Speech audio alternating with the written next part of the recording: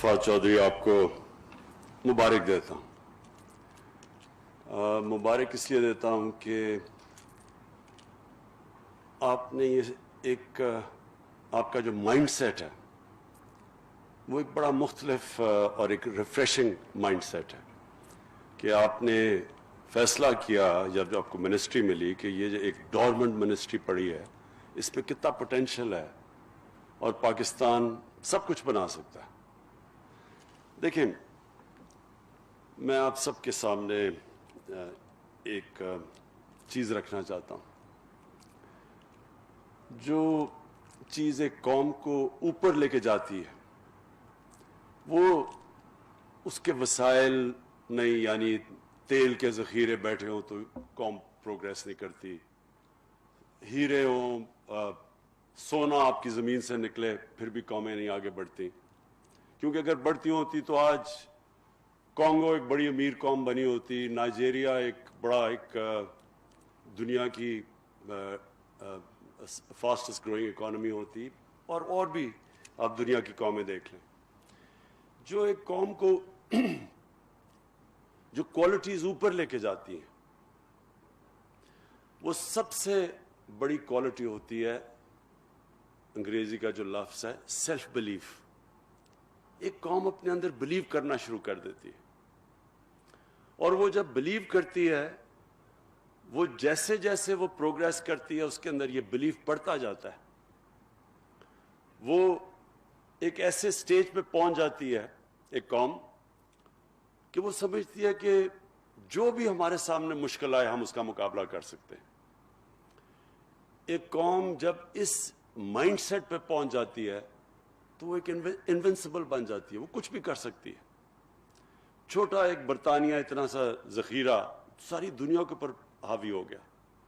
उसके अंदर क्या थी, कौन सी क्वालिटीज़ थी कि वो दुनिया को फतह कर लें।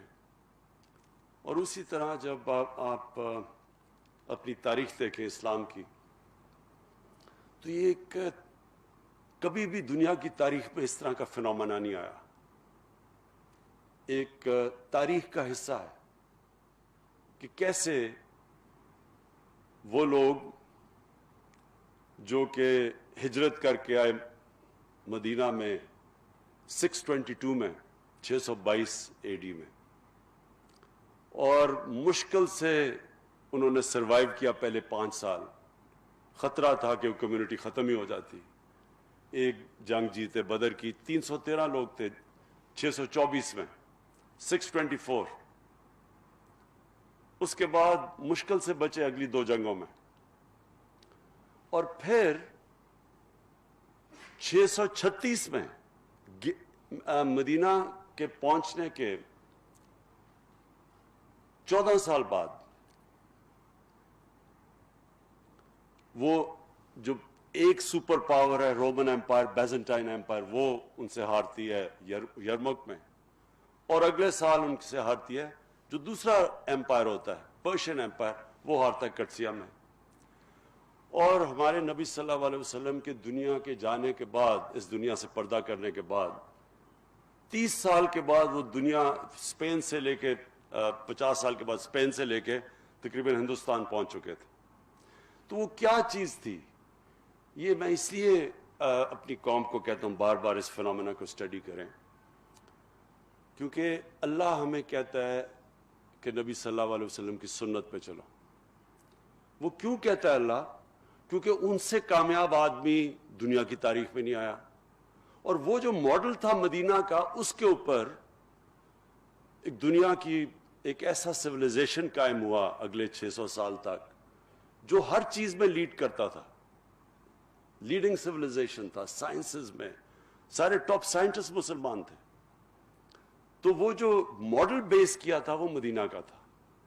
और इसलिए ये हमें तो शुरू में समझ भी नहीं आती थी कि जी नबी सल्लल्लाहु अलैहि वसल्लम की सुन्नत पे चलो, लेकिन सुन्नत पे इसलिए चलो कि वो अगर इंसान उस पे चलता है तो वो दुनिया का सबसे कामयाब इंसान बन जाता है। और वो जो स्टेट थी मदीना की, जो प्रिंसिपल्स उन्होंने बनाए थे उस स्टेट के, अगर आप उन पे चलो तो आपकी कौम ऊपर आ जाती है।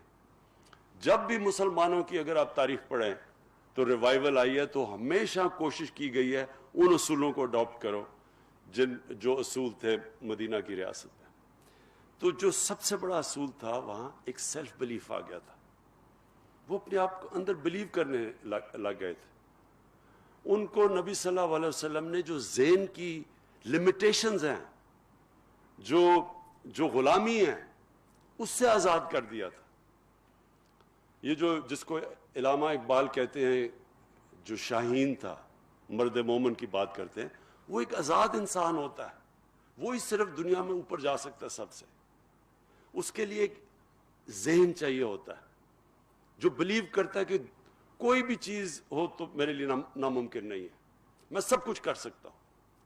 یہ جو کوالٹی ہوتی ہے, اس سے انسان اپنے اندر پوٹینشیل ڈیولپ کرتا ہے. اللہ نے جب ہمیں اشرف المخلوقات بنایا تھا تو اس نے جب فرشتوں کو کہا تھا کہ اس کے سامنے جھکو, تو جب شیطان نہیں جھکا تو اللہ نے کہا کہ تمہیں نہیں پتا کہ میں نے اس کو کیا پاور دی ہے, اس کے نالج کیا دی ہے. تو وہ جو نالج ہے وہ ڈسکور کیسے کرتا ہے انسان؟ وہ کبھی بھی ایک غلام ذہن نہیں ڈسکور کر سکتا جو صرف ڈپینڈ کرتا ہے کہ جی اچھا باہر سے امپورٹ آ جائے گی یا باہر سے نالج آ جائے گی تو میں آگے بڑھوں گا. وہ ذہن آگے نہیں بڑھ سکتا. ذہن آگے وہ بڑھتا ہے جو سمجھتا ہے کہ میں کچھ بھی کر سکتا ہوں. اور ہماری جو ملک کی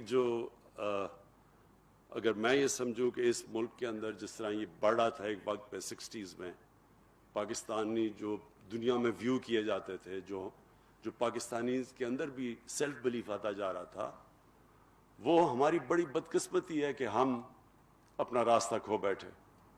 وہ جو سیلف بلیف تھا وہ پروپیل کر رہا تھا اس ملک کو, جس کے اوپر پریڈکشنز کرتے تھے کہ پاکستان کیلیفورنیا بنے گا ایشیا کا, سب سے تیزی سے ترقی کر رہا تھا. انفارچونیٹلی ہماری بدقسمتی کہ ہمارے اندر یہ جو سیلف بلیف آنا تھا وہ نہیں آیا. جو سب سے ایک چیز پلیز یاد رکھنا کہ جو ہم آرگیومنٹ سنتے ہیں, جی کلونیلزم آئی اور انہوں نے لوگوں کو ایجوکیٹ کر دیا, ہندوستان میں اگر نہ آتی تو ہم پتہ نہیں پیچھے چلے جاتے یا انگریز کی غلامی نہ ہوتی. کلونیلزم کا جو سب سے بڑا ایک قوم کے اوپر نقصان کرتی ہے وہ غلامی, وہ انسان کو جب آپ آزاد بھی ہو جاتے ہیں لیکن ذہنی غلامی رہ جاتی ہے. میں جب پہلی دفعہ پاکستان ٹیم کے ساتھ انگلینڈ میں ٹیسٹ کھیلنے گیا, میں 18 سال کا تھا, تو مجھے یاد ہے ہمارے سینئر پلیئر ہمیں کہتے کہ دیکھیں انگریز سے جیتنا تو سوال ہی نہیں پیدا ہوتا, اگر ہم عزت سے ہار گئے تو ہماری یہی جیت ہوگی. ہمارے اپنے سینئر پلیئر ہی کہہ رہے تھے. اس کا نتیجہ کیا ہوا؟ ہم جو میچ جیتنے لگتے تھے ہم وہ کہتے تھے, وہ ایکسپریشن آتا تھا کہ وی snatched defeat from the jaws of victory, کیونکہ ہم اپنے اندر ہی نہیں مانتے تھے کہ ہم جیت سکتے ہیں. جب آپ شروع میں کہیں کہ جی ان سے آپ جیت ہی نہیں سکتے تو آپ جیتیں گے کیسے؟ وہ یہ جو ابھی بھی کمپلیکس ہمیں پڑا ہوا تھا کہ وہ ہمارے سے وہ بڑے سپیریئر ہیں اور ان کی ٹیکنیک ایسی ہے, اور تو وہ جب تک وہ کمپلیکس رہا ہم نہیں جیت سکے تھے. جب ایونچولی جیتنا شروع کیا تو اس ذہن کو آزاد کیا. تو یہی جب میں نے شوکت خانم کا فیصلہ کیا بنانے کے لیے, تو میں جس سے کہوں کہ جی پاکستان میں شوکت خانم کینسر ہاسپٹل بن ہی نہیں سکتا. کیوں نہیں بن سکتا؟ کیونکہ اس کے لیے مختلف چیزیں تھیں, ڈاکٹرز چاہیے, اس کی اکوپمنٹ ہے, بڑی کیپٹل انٹینسو ہے, اس کے لیے انجینئر ڈپارٹمنٹ چاہیے ہوگی کیونکہ ڈائگنوسٹک اور پھر جو ٹریٹمنٹ کی اکوپمنٹ ہے وہ بڑی مہنگی ہے, ان کی مشینیں بڑی سینسٹیو ہیں, اور پھر ہمارے پاس آنکولوجسٹ نہیں ہیں, اور ساری چیزیں میں سنتا تھا. کیونکہ جی پنجاب گورنمنٹ نے پوری کوشش کی, وہ نہیں بنا سکی تو آپ کیسے بنائیں گے؟ اور جب یہ شوکت خانم کینسر ہاسپٹل بن گیا پھر ہم نے فیصلہ کیا ہم ریسرچ کریں گے. کینسر سمپوزیم کیا ہم نے, انٹرنیشنل کینسر سمپوزیم. شروع میں ہمارے بڑے تھوڑے سے لوگ آئے, جو اب ہمارے کینسر سمپوزیم ہوتا ہے انٹرنیشنل کینسر سمپوزیم. کتنے ہیں فیصل؟ ہزاروں میں دنیا سے لوگ آتے ہیں, اور ہم پیپرز پبلش کرتے ہیں ہر سال جو کہ انٹرنیشنلی دنیا میں جاتے ہیں. کہنے کا میرا مقصد یہ ہے کہ یہ جو کرونا وائرس ہے اس نے 2-3 چیزیں ہمارے ملک میں سامنے لے کے آئی. ایک کہ اگر دنیا میں ڈیمانڈ ہو وینٹیلیٹرز کی تو ہر چیز آپ ضروری نہیں امپورٹ کر سکتے ہیں. اور اب سوچنا شروع کیا جس طرح فواد چودھری نے کہا کہ کتنا مشکل تھا وینٹیلیٹر بنانا. ملک جو نیوکلیر ویپنز بنا سکتا ہے جس کے لیے وہ ٹیکنالوجی چاہیے تو اس کے لیے کتنا مشکل ہے. اور پھر باقی جتنے بھی سینیٹائزرز یہ ساری ڈس انفیکٹنٹس یہ یعنی ایک 22 کروڑ کے لوگ عوام کیسے ہو سکتا ہے کہ ہم ہر چیز امپورٹ کرتے ہیں. بیکاز ہمارا جو مائنڈ سیٹ تھا اب تک وہ مائنڈ سیٹ سے ہم نہیں نکل پا رہے. ایک ڈپینڈنسی سنڈرم ہے کہ جو ہوگا جی وہ ہمارے سے آگے ہیں تو ان سے ہم وہ جو ہمیں نالج دیتے رہیں گے وہ ہم لیں گے. ہمارے اندر وہ سیلف بلیف نہیں آیا. اور ہم جو دوسری سیکنڈ نالج اکانومی کی طرف ہم نے کوئی پروگریس نہیں کیونکہ تعلیم پہ نہیں پیسہ خرچ کیا, ریسرچ کے اوپر پیسہ نہیں خرچ کیا کیونکہ ہم یہ سوچا ہی نہیں کہ ہمارے اندر بھی کیپیسٹی ہے, ہم بھی انوینٹ کر سکتے ہیں, انوویٹ کر سکتے ہیں. ہمارے وہی پاکستانی یہاں سے باہر جاتے ہیں اور وہ ہر چیز میں ایکسل کرنا شروع کر دیتے ہیں. تو کیا وجہ ہے؟ اگر وہ سسٹم ملتا ہے جس سسٹم کے اندر ہمارے لوگ جا کے ایکسل کر سکتے ہیں تو وہ یہاں سسٹم ہم کیوں نہیں بنا سکتے؟ اور وہ اس لیے نہیں. اور مجھے افسوس سے یہ کہنا پڑتا ہے کہ ایک ہماری رولنگ ایلیٹ کے اندر یہ ایک کمپلیکس ڈپینڈنسی سنڈرم.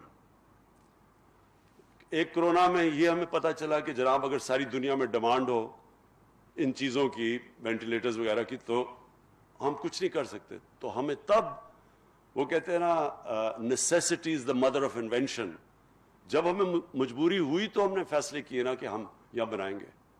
دوسری چیز کیا چیز سامنے آئی کہ آج ہماری رولنگ ایلیٹ ہمارے جو صاحب اقتدار ہیں اگر ہم چاہیں بھی تو ہم باہر علاج نہیں کروانے جا سکتے.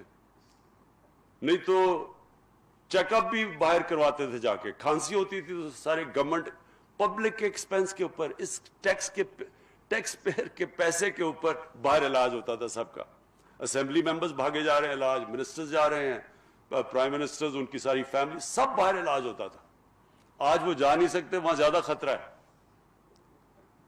تو اس سے دوسری چیز ہوئی کہ ہمیں اپنے ہسپتال ٹھیک کرنے ہیں, ہم نے اپنے ہسپتالوں کے اوپر انویسٹ کرنا ہے, ہم نے اپنی جو یہاں انفراسٹرکچر ہے میڈیکل انفراسٹرکچر ہمیں اس کے اوپر زور لگانا ہے کہ آگے کوئی اس طرح کی چیز آ جائے تو پھر کیا کریں گے ہم.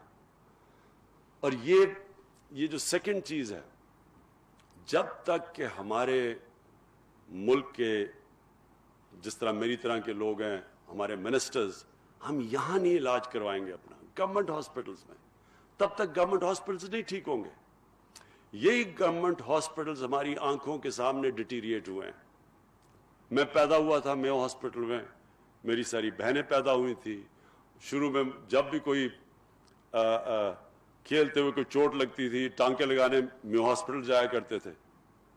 اور اب پیسے والے لوگ سوچتے بھی نہیں گورنمنٹ ہاسپٹل میں جانے کا. پرائیویٹ ہاسپٹلز, اور صرف پرائیویٹ ہاسپٹلز میں اگر اچھا علاج کروانا ہے وہاں کرواؤ, غریبوں کے لیے گورنمنٹ ہاسپٹلز. اور یہ پھر تیسری چیز سامنے آئی ہے, کرونا کی تیسری چیز کیا سامنے آئی ہے. اب تک یہ ہوتا رہا کہ جناب گندا پانی پینے کی بیماریوں سے بچے مر رہے ہیں, غریب کا بچہ مرتا ہے کسی کو فکر ہی نہیں ہے. ہیپاٹائٹس سی ایپیڈیمک بن چکا ہے پاکستان میں, لیکن زیادہ تر غریب لوگ ہیں, کوئی فکر ہی نہیں ہے. میل نیوٹریشن 25% بچوں کو ہے, فکر نہیں غریب کا بچہ ہے. 40% پاکستان کے اندر سٹنٹڈ گروتھ ہے, کسی کو فکر ہی نہیں ہے کیونکہ غریب لوگ ہیں. اب یہ مشکل آ گئی ہے کہ کرونا نہ امیر نہ غریب میں فرق ہی نہیں کرتا. آپ اگر یہ سمجھتے ہیں کہ صرف امیروں کی لاک ڈاؤن اناؤنس کر دیا جی, جلدی سے فوری لاک ڈاؤن اناؤنس کر دیا, سوچا ہی نہیں کہ وہ بیچارہ دہاڑی دار وہ غریب آدمی, وہ رکشے والا, وہ جو بیچارہ سارا دن محنت کر کے آ کے اپنے بچوں کا پیٹ پالتا ہے, اس کا کیا بنے گا؟ نہیں, امیروں نے سوچا اچھا جی 2-3 یہ امیروں کو بھی آتا, تو ایک دم سارا ایک ایلیٹ نے فیصلہ کر لیا سارے ملک کے لیے, سوچا نہیں کسی کا. ہندوستان نے تو ہمارے سے بھی زیادہ, جتنا وہ جو ان کا اسٹرانگ مین نریندر موڈی ہے, کہتا ہے جی اس کو 50 انچ کا چیسٹ ہے, وہ اتنا ڈرپوک نکلا ایک دم اس نے سارا بند کر دیا. بیچارے لوگ 200 میل چل کے جا رہے ہیں, غریب لوگ تھے ہندوستان میں, سوچا ہی نہیں کہ عام آدمی کی زندگی کیا ہوگی. یہ تو ہمارا جو اب ہمیں کیا نظر آیا کہ اگر آپ غریبوں کی بستیوں کا دھیان نہیں رکھیں گے تو کرونا اگر غریبوں کی بستیوں میں پھیلے گی, وہ پھر امیروں کی بستیوں میں بھی چلی جائے گی. وہ ریسٹرکٹڈ نہیں ہے. سنگاپور نے کیا کیا, انہوں نے بڑا زبردست لاک ڈاؤن کر دیا, اور جناب کرو ان کی فلیٹ ہو گئی. اس کے بعد لاک ڈاؤن کھولا, ایک دم کرونا پھر پھیل گئی. کیوں پھیل گئی؟ کیونکہ وہ جو سب سے ان کے غریب امیگرنٹ ورکرز تھے, جو 6-7 ایک کمرے میں تھے, ان کی انہوں نے فکر نہیں کی جب لاک ڈاؤن کیا ہوا تھا, تو ان کے اندر سے وہ پھیل گئی ساری, پھر سے ان کو اب لاک ڈاؤن کرنا پڑا.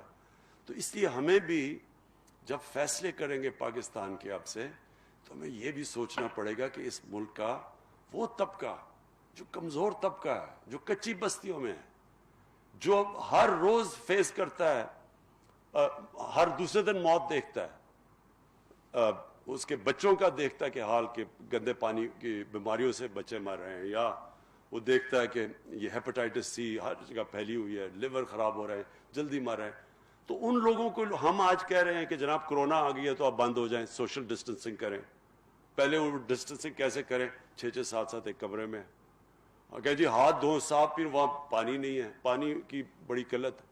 سو اس لیے ملک آگے جب بڑھتا ہے, سو میں وائنڈ اپ کر رہا ہوں کہ جب ملک بڑھتا ہے تو ایک ملک ایز اے ہول بڑھتا ہے, ایک ایلیٹ اوپر نہیں جاتی. یہ جو ہمارا ایلیٹسٹ کلچر بنا ہوا تھا, جس کی وجہ سے سارا ڈپینڈنسی سنڈروم بھی ہے, بیکاز جو ہماری ایلیٹ تھی وہ اتنی متاثر تھی مغرب سے کہ وہ سوچتی نہیں تھی کہ ہم کبھی ان سے مقابلہ کریں گے, تو ہر چیز امپورٹ کرتے رہو. یہ سوچا ہی نہیں کہ ہم اپنی ملک کو کھڑا کریں گے. یہ سوچا ہی نہیں کہ اگر ایلیٹ کے حالات اچھے ہیں تو وہ سوچا ہی نہیں کہ عام آدمی کے حالات کیسے ہیں. اور کبھی بھی ایک امیروں کا جزیرہ ہے جس میں غریبوں کا سمندر ہو, وہ کبھی بھی ملک آگے نہیں بڑھ سکتا. چائنا نے ثابت کیا. 30 سال پہلے چائنا کیا تھا. آپ 30 سال پہلے چائنا جاتے آپ بلیو نہیں کریں گے کہ وہ آج جدھر وہ پہنچ گیا. لیکن انہوں نے کیا کہ انہوں نے 70 کروڑ لوگوں کو غربت سے نکال کے اوپر لے کے آئے. جب نیچے سے لوگوں کو اوپر لے کے آئے, ملک بھی اوپر چلا گیا. ہمارا یہ ہے جو آگے ہم نے جانا ہے, جو کرونا نے ہمیں چیز کیا سامنے لے کے آئی, کہ سب سے پہلے اپنے پاؤں پہ کھڑا ہونا ہے, اپنے ملک میں یہ چیزیں پروڈیوس کرنی ہے, نالج اکانومی کی طرف جانا ہے, ہمیں سائنس اور ٹیکنالوجی کو آگے لے کے جانا ہے.